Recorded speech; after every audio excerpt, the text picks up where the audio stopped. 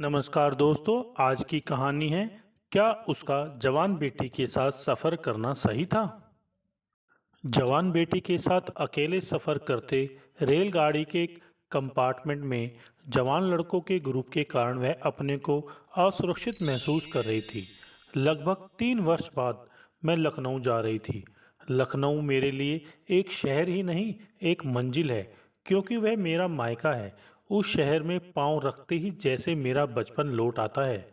10 दिनों बाद भैया की बड़ी बेटी शुभ्रा की शादी थी। मैं और मेघना दोपहर की गाड़ी से जा रही थी। मेरे पति राजीव बाद में पहुंचने वाले थे। कुछ तो इन्हें काम की अधिकता थी, दूसरे इनकी तो ससुराल है। ऐन वक्त पर पहुंचकर अपना भाव भी तो बढ़ाना था। मेरी बात और है, मैंने सोचा था कुछ दिन वहां चैन से रहूंगी, सबसे मिलूंगी, बचपन की यादें ताज़ा करूंगी और कुछ भैया भाभी के काम में भी हाथ बटाऊंगी। शादी वाले घर में 100 तरह के काम होते हैं। अपनी शादी के बाद पहली बार मैं शादी जैसे अवसर पर मायके जा रही थी। माँ का आग्रह था कि मैं पूरी तैयारी के साथ आऊं। माँ पूरी बिरादरी को दिखाना चाहती थी आखिर उनकी बेटी कितनी सुखी है, कितनी संपन्न है, या श- शायद दूर के रिश्ते की बुआ को दिखाना चाहती होगी जिनका लाया रिश्ता ठुकराकर माँ ने मुझे दिल्ली में ब्याह दिया था। लक्ष्मी बुआ भी तो उस दिन से सीधे मुंह बात नहीं करती। शुभ्रा के विवाह में जाने का मेरा भी चाव कुछ कम नहीं था। उस पर माँ का आग्रह। हम दोनों माँ बेटी ने बड़े ही मनोयोग से समारोह में शामिल होने की तैयारी की थी। हर मौके पर पहनने के लिए नई तथा आधुनिक पोशाक, उससे मैचिंग चूड़ियाँ, गहने, सैंडल और न जाने क्या क्या जुटाया गया। पूरी उमंग और उत्साह के साथ हम स्टेशन पहुंचे। राजीव हमें विदा करने आए थे। हमारे सहयात्री कॉलेज के लड़के थे जो किसी कार्यशाला में भाग लेने लखनऊ जा रहे थे। हालांकि गाड़ी चलने से पहले वे सब अपने सामान के यहाँ वहाँ रख रखाव में ही लगे थे। फिर भी उन्हें देखकर मैं कुछ परेशान हो उठी। मेरी परेशानी शायद मेरे चेहरे से झलकने लगी थी, जिसे राजीव ने भाप लिया था। ऐसे में वे कुछ खुलकर तो कह ना पाए, लेकिन मुझे होशियार रहने के लिए जरूर कह गए। यही कारण था कि चलते चलते उन्होंने उन लड़कों से भी कुछ इस तरह से बात की जिससे यात्रा के दौरान माहौल हल्का फुल्का बना रहे। गाड़ी ने रफ्तार पकड़ी। हम अपनी मंजिल की तरफ बढ़ने लगे। लड़कों में अपनी अपनी जगह तय करने के लिए छीना झपटी, चुहलबाजी शुरू हो गई। वैसे मुझे युवा पीढ़ी से कभी कोई शिकायत नहीं रही, ना ही मैंने कभी अपने और उनके में कोई दूसरी महसूस की है। मैं तो हमेशा घर परिवार के बच्चों और नौजवानों की मनपसंद आंटी रही हूँ। मेरा तो मानना है कि नौजवानों के बीच रहकर अपनी उम्र के बढ़ने का एहसास ही नहीं होता। लेकिन उस समय मैं लड़कों की शरारतों और नोकझोंक से कुछ परेशान सी हो उठी थी।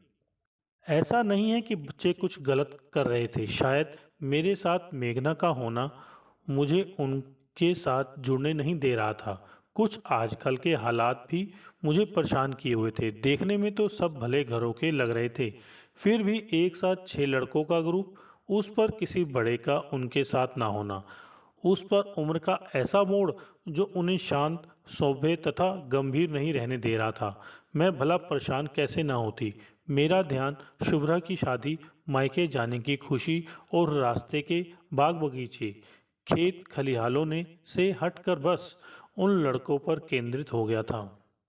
थोड़ी ही देर में हम उन लड़कों के नामों से ही नहीं, आदतों से भी परिचित हो गए थे। घुंघराले बालों वाला सांवला सा, नाटे कद का अंकित फिल्मों का शौकीन लगता था। उसके उठने बैठने में फिल्मी अंदाज था, तो बातचीत में भी फिल्मी डायलॉग और गानों का फुट था। एक लड़के को सब सैम कहकर बुला रहे थे। यह उसके माता पिता का रखा नाम तो नहीं लगता था, शायद यह दोस्तों द्वारा किया गया नामकरण था। चुस्त दुरुस्त सैम चाल ढाल और पहनावे से खिलाड़ी लगता था। मजली कदकाठी वाला इस ग्रुप का लीडर जान पड़ता था। नेवी कट बाल, लंबी और घनी मूछों और बड़ी बड़ी आंखों वाले ईश से पूछे बिना लड़के कोई काम नहीं कर रहे थे। बिना मैचिंग की ढीली ढाली टी शर्ट पहने, बिखरे बालों वाला बेपरवाह तबीयत वाला समीर था जो हर समय च्युइंगम चबाता हुआ बोलचाल में इंग्लिश भाषा के शब्दों का इस्तेमाल ज़्यादा कर रहा था। मेरे पास बैठे लड़के का नाम मनीष था। लंबा गोरा चिट्टा नज़र का चश्मा पहने हुए नीली जीन्स और कीमती टी शर्ट में बड़ा स्मार्ट लग रहा था। कुछ शर्मीली स्वभाव का पढ़ाकू सा लगने वाला मनीष कान में ईयरफोन और एक हाथ में मोबाइल व दूसरे हाथ में एक इंग्लिश नोवेल लेकर बैठा ही था कि आगे बढ़कर रजत ने उसका नोवेल छीन लिया। रजत बड़ा ही चुलबुला गोल मटोल हंसमुख लड़का था। हंसते हुए उसके दोनों गालों पर गड्ढे पड़ते थे। रजत पूरे रास्ते हंसता हंसाता रहा। पता नहीं क्यों मुझे लगा उसकी हंसी उसकी शरारतें सब मेघना के कारण हैं, इसलिए हंसना तो दूर मेरी नज़रों का पहरा हर दम मेघना पर बैठा रहता। मेरे ही कारण मेघना बेचारी भी दबी घुटी सी या तो खिड़की से बाहर जागती रही या आंखें बंद करके सोने का नाटक करती रही। अपने हम उम्र उन लड़कों के साथ ना खुलकर हंस पाई ना ही उनकी बातचीत में शामिल हो सकी। वैसे ना मैं ही ऐसी माँ हूँ और ना मेघना ही इतनी पुरातनपंथी लड़की है। वह तो हमेशा सह शिक्षा में ही पड़ी है। वह क्या कॉलेज में लड़कों के साथ बातचीत हंसी मजाक नहीं करती होगी। फिर भी न जाने क्यों शायद घर से दूरी या अकेलापन मेरे मन में असुरक्षा की भावना को जन्म दे गया था। उनसे परिचय के आदान प्रदान और बातचीत में मैंने कोई विशेष रुचि नहीं दिखाई। मुझे लगा वे मेघना तक पहुंचने के लिए मुझे सीढ़ी बनाएंगी। उन लड़कों की बहानों से उठी नज़रों जब मेघना से टकराती तो मैं बेचैन हो उठती। उस दिन पहली बार मेघना मुझे बहुत ही खूबसूरत नज़र आई और पहली बार मुझे बेटी की खूबसूरती पर गर्व नहीं भय हुआ। मुझे शादी में इतने दिन पहले इस तरह जाने के अपने फैसले पर भी झुंझलाहट होने लगी थी। वास्तव में मायके जाने की खुशी में मैं भूल ही गई थी कि आजकल औरतों का अकेले सफ़र करना कितना जोखिम का काम है। वे सभी खबरें जो पिछले दिनों मैंने अखबारों में पढ़ी थी एक एक करके मेरे दिमाग पर दस्तक देने लगी। कई घंटों के सफ़र में आमने सामने बैठे यात्री भला कब तक अपने आसपास से बेखबर रह सकते हैं। काफ़ी देर तक तो हम दोनों मुंह सीकर बैठी रही, लेकिन धीरे धीरे दूसरी तरफ से परिचय पाने की उत्सुकता बढ़ने लगी। शायद यात्रा के दौरान यह स्वाभाविक भी था। यदि सामने कोई परिवार बैठा होता तो क्या खाने पीने की चीज़ों का आदान प्रदान किए बिना हम रहती, और अगर सफ़र में कुछ महिलाओं का साथ होता तो क्या वे ऐसे ही अजनबी बनी रहती।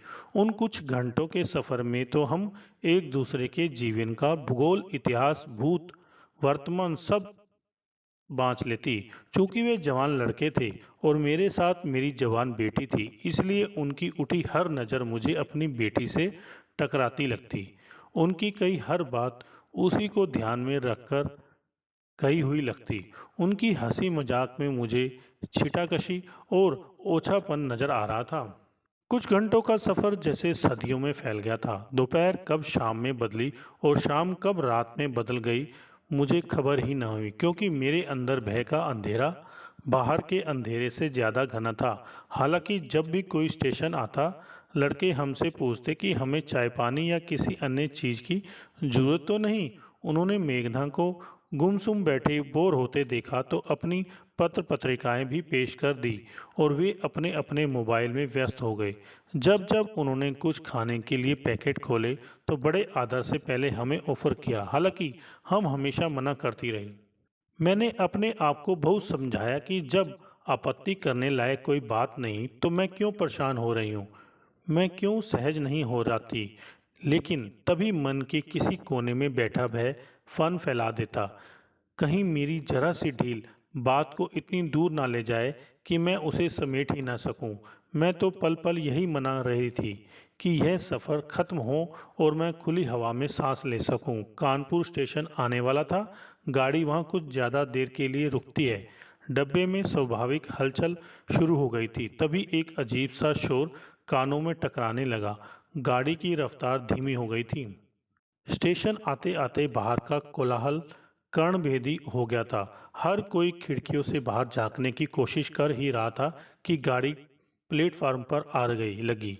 बाहर का दृश्य सन कर देने वाला था। हजारों लोग गाड़ी के पूरी तरफ रुकने से पहले ही उस पर टूट पड़े थे, जैसे शेर शिकार पर झपटता है। स्टेशन पर चीख पुकार, लड़ाई झगड़ा, गाली गलौज, हर तरफ आतंक का वातावरण था। इससे पहले कि हम कुछ समझते, बीसियों लोग डब्बे में चढ़कर हमारी सीटों के आसपास यहाँ वहाँ जुटने लगे, जैसे गुड़ की डली पर मक्खियाँ चिपकने चली जाती हैं। वह स्टेशन नहीं, मानो मनुष्यों का समुद्र पर बंधा हुआ बांध था, जो गाड़ी के आते ही टूट गया था। प्लेटफार्म पर सिर ही नहीं नजर आ रहे थे, तिल रखने को भी जगह नहीं थी। कई सिर खिड़कियों से अंदर घुसने की कोशिश कर रहे थे। मेघना ने घबराकर खिड़की बंद करनी चाही, तो कई हाथ अंदर आ गए जो सब कुछ झपट लेना चाहते थे। मेघना को पीछे हटाकर सैम और अंकित ने खिड़कियां बंद कर दी। पलटकर देखा तो मनीष, रजत और ईश तीनों अंदर घुस आए। आदमियों के रेवड़ को खदेड़ने में लगे थे, किसी को धकिया रहे थे तो किसी से हाथापाई हो रही थी। समीर ने सुरक्षा को ध्यान में रखते हुए जल्दी जल्दी सारा सामान बंद खिड़कियों के आसपास इकट्ठा करना शुरू कर दिया। लड़कों को उन धोती कुर्ताधारी निप्ट देहातियों से उलझते देख जैसे ही मैंने हस्तक्षेप करना चाहा, तो ईश और सैम एक साथ बोल बैठे, आंटी जी आप दोनों निश्चित होकर बैठिए, बस जरा सामान पर नज़र रखिएगा, इनसे तो हम निपट लेंगे। तब याद आया कि सुबह लखनऊ में एक विशाल राजनीतिक रैली होने वाली थी, जिसमें भाग लेने यह सारी भीड़ लखनऊ जा रही थी। लगता था जैसे रैली के उद्देश्य और उसकी जरूरत से उसमें भाग लेने वाले अनभिज्ञ थे। ठीक वैसे ही उस रैली के परिणाम और इससे आम आदमी को होने वाली परेशानी से रैली के आयोजक भी अनभिज्ञ थे। पूरी गाड़ी में लूटपाट और जंग छिड़ी थी, जैसे वह गाड़ी ना होकर शोर और दहशत का बवंडर था जो पटरियों पर दौड़ता चला जा रहा था। लड़कों का पूरा ग्रुप हम दोनों माँ बेटी की हिफाजत के लिए डट गया था। एक मजबूत दीवार खड़ी थी हमारे और अनचाही भीड़ के बीच। उन छहों की तत्परता, लगन और निष्ठा को देखकर मैं मन ही मन नतमस्तक थी। उस पल शायद मेरा अपना बेटा भी होता तो क्या इस तरह अपनी माँ और बहन की रक्षा कर पाता। कानपुर से लखनऊ तक के उस कठिन सफ़र में वे ना बैठे ना उठे। उन्होंने कुछ खाया पिया, इस बीच वे अपनी शरारतें, चुहलबाजी, फिल्मी अंदाज सब कुछ भूल गए थे। उनके सामने जैसे एक ही उद्देश्य था, हमारी और सम्मान की हिफाजत। मैं आत्मग्लानि की दलदल में धंसती जा रही थी। इस बच्चों के लिए मैंने क्या धारणा बना ली थी, जिसके कारण मैंने एक बार भी इनसे ठीक व्यवहार नहीं किया, एक बार भी इनसे प्यार से नहीं बोली, ना ही इनके हास प्रयास या बातचीत में शामिल हुई। क्या परिचय दिया मैंने अपनी शिक्षा, अनुभव, सभ्यता तथा संस्कारों का, और बदले में इन्होंने इतना दिया, इतना शिष्ट सम्मान तथा सुरक्षा। उस दिन पहली बार एहसास हुआ कि वास्तव में महिलाओं का अकेले यात्रा करना कितना असुरक्षित है। साथ ही एक सीख भी मिली कि कम से कम शादी ब्याह तय करते हुए या यात्रा पर निकलने से पहले हमें शहर में होने वाली राजनीतिक रैलियों, जलसे जुलूसों की जानकारी भी ले लेनी चाहिए। उस दिन महिलाओं के साथ घटी दुर्घटनाएं अखबारों में मुख्य पृष्ठ व टेलीविज़न चैनलों की सुर्खियां बनकर रह गई। कुछ घटनाएं तो वहां भी जगह नहीं मिल पाई। लखनऊ स्टेशन का हाल तो उससे भी बुरा था। प्लेटफॉर्म तो जैसे कुरुक्षेत्र का मैदान बन गया था। सामान, बच्चे, महिलाओं को लेकर यात्री उस भीड़ से निपट रहे थे। चीख पुकार मची थी। भीड़ स्टेशन की दुकानें लूट रही थी। दुकानदार अपना सामान बचाने में लगे थे। परले का सा आतंक हर यात्री के चेहरे पर स्पष्ट नजर आ रहा था। मेरी तो आंखों के सामने अंधेरा सा छाने लगा था। इतना सारा कीमती सामान और साथ में खूबसूरत जवान बेटी, उस पर ऐसी भीड़ जिसकी कोई नैतिकता न सोच, बस एक उन्माद होता है। वैसे तो भैया हमें लेने स्टेशन आए हुए थे, लेकिन उस भीड़ में हम उन्हें कहाँ मिलते। उस भीड़ में तो सामान उठाने के लिए कुली भी ना मिल सका। उन लड़कों के पास अपना तो मात्र एक एक बैग था। अपने बैग के साथ सैम ने हमारी बड़ी अटैची ले ली। छोटी अटैची मेरे मना करने पर भी मनीष ने ले ली। हालांकि उसमें पहिए लगे हुए थे तो परेशानी की बात नहीं थी। मेघना के पास की बोतल तथा मेरे पास मात्र मेरा पर्स रह गया। हमारे दोनों बैग भी ईश और अंकित के कंधों पर लटक गए थे। उन सब ने भी भीड़ में एक दूसरे के हाथ पकड़कर एक घेरा सा बना लिया जिसके बीच हम दोनों चल रही थी। उन्होंने हमें स्टेशन के बाहर ऐसे सुरक्षित निकाल लिया जैसे आग से बचाकर निकाल लाए हों। मेरे पास उनका शुक्रिया अदा करने के लिए शब्द नहीं थे। उस दिन अगर वे नहीं होते तो पता नहीं क्या हो जाता। इतना सोचने मात्र से ही मेरे रोंगटे खड़े हो जाते हैं। मैंने जब उनका आभार प्रकट किया तो उन्होंने बड़े ही सहज भाव से मुस्कुराते हुए कहा था, क्या बात करती हैं आप, यह तो हमारा फ़र्ज़ था। दिल से मैंने उन्हें शुभ्रा की शादी में शामिल होने की दावत दी, लेकिन उनका आना संभव नहीं था क्योंकि वे मात्र 4 दिन के लिए लखनऊ एक कार्यशाला में शामिल होने आए थे। उनके लिए 10 दिन रुकना असंभव था। फिर भी एक शाम हमने उन्हें खाने पर बुलाया, सबसे उनका परिचय करवाया। वह मुलाकात बहुत ही सहज, रोचक और यादगार रही। सभी लड़के सुरक्षित, सभ्य तथा मिलनसार थे। हम लोग अक्सर युवा पीढ़ी को गैर जिम्मेदार, संस्कार विहीन तथा दिशा विहीन कहते हैं, लेकिन हमारा ही अंश और हमारे ही दिए संस्कारों को लेकर बड़ी हुई यह युवा पीढ़ी भला हमसे अलग सोच वाली कैसे हो सकती है। ज़रूर उन्हें समझने में कहीं ना कहीं हमसे ही चूक हो जाती है। हेलो दोस्तों, अगर आपको हमारी ये वीडियो अच्छी लगी हो तो लाइक करें, शेयर करें और कमेंट्स करके बताएं कि हमारी ये वीडियो आपको कैसी लगी। साथ में चैनल को सब्सक्राइब करके बेल आइकन जरूर दबाएं।